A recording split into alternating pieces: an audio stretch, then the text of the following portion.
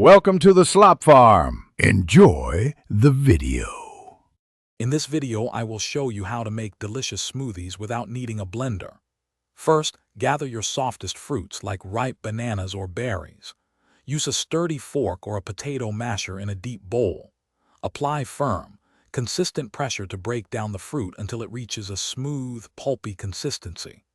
This simple mashing technique is your first step to a fantastic, no-blender smoothie, ensuring a great base for your drink. It's surprisingly effective for tender ingredients. Once your fruits are mashed, transfer them into a jar with a tight-fitting lid. Add your chosen liquid, perhaps 1 cup of milk or juice. Secure the lid tightly and shake vigorously for about 1 to 2 minutes. This action helps combine everything thoroughly. For thicker additions like yogurt or nut butter, stir them in after shaking to achieve a creamy texture. This method is excellent for incorporating liquids and creating a uniform mix. For a truly smooth result, especially with firmer ingredients, a mortar and pestle can be your best friend.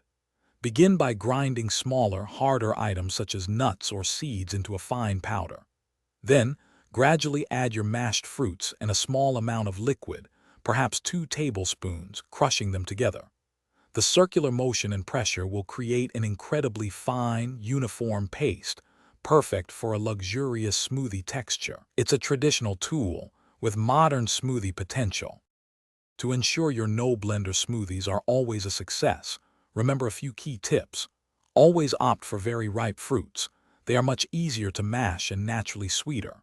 Start with a small amount of liquid, around 1/4 cup, adding more as needed to reach your desired consistency. Incorporating creamy ingredients like avocado or Greek yogurt will also enhance the richness and texture of your drink. Enjoy experimenting with these simple, effective techniques. Thanks for watching. Consider subscribing if we helped you today.